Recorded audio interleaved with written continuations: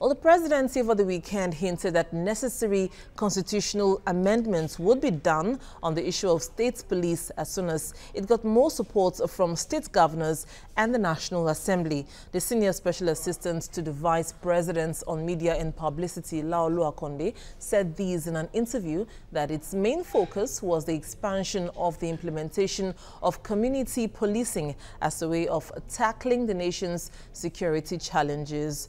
Joining me live now via Skype is a security risk and crisis management analyst, Femi Aratokun. Femi, good to have you once again here on the news to discuss these developing security matters. So many analysts are praising these developments, seemingly welcoming state police from the government, but some are saying it's a bit too late after many calls were made for it last year and 2 years ago.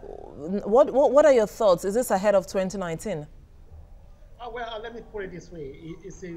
I applaud the development. I applaud the ideas. And right now, I think the government is thinking towards the right direction, but we need to always look back and forth again. Is it the right time for us to start thinking about policing, our state policing? I do not personally think this is the right time, because we have the local enforcement, we have these police officers already that do not even have a good platform at the moment. So what are the resources that we're going to be providing for this state policing in the first place?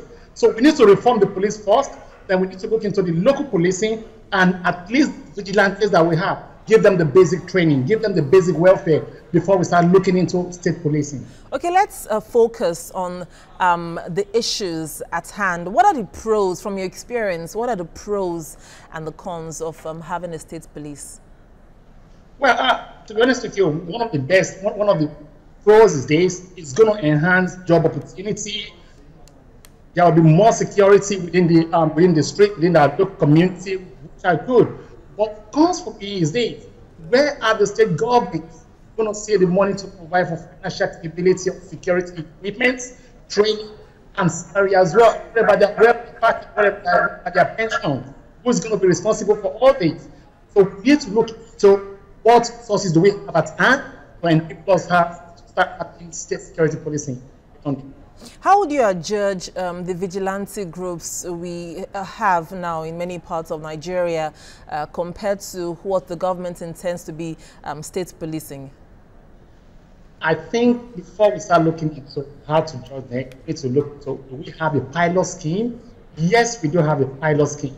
But who is actually monitoring the pilot scheme to give back to the state government that our pilot scheme is working, cannot go further the next step? I don't think we have it at the moment. So to me, it is not the right way. And these vigilantes we have at the moment, they do not have the basic training.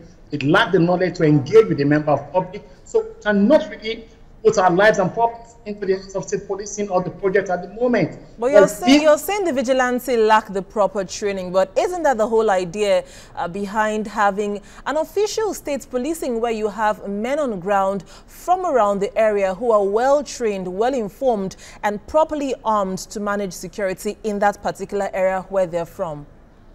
Well, yes, not that we do not have them. We have them all.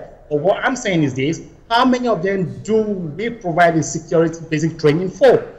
I can assure you, even in Lagos State today, that we see as a pilot scheme project for a lot of things, the basic training are still not yet informed. They are still not yet in place. So we need to look back into our structure again and overhaul everything that we really need this stuff at the moment right now, or we do not. Yes, let's put it in perspective. Are you saying that if the government properly trains these men, gives them enough arms and ammunition, then it's fine to have state policing? Is that the issue? Training and arming? Proper ones, yes. That is. Training is the key answer to state policing. Engaging with the member of public is the answer to state policing. But at the moment, is the government ready for that? The answer to me is this: I do not know. Except we are being sincere to each other, then state policing can go on. Let us look at police, for example. They are only making a living because of what they do. They are not really making a living, or probably doing their job because they love the member of public, or because they want to secure lives and properties.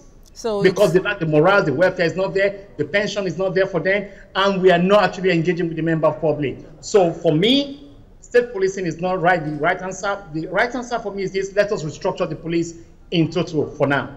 Okay, you're saying two things: restructure the police or train for state policing. Let's get it in perspective. What are your thoughts exactly?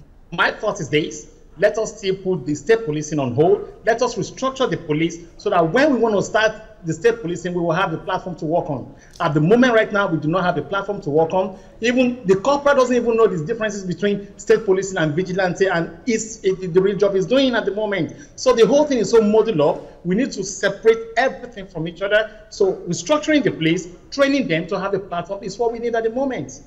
All right, so it all boils down to training and restructuring. Femi Aratokun, security experts, will leave it here for now and monitor the developments as they unfold. Thank you very much for your thoughts here on CVC News. So much.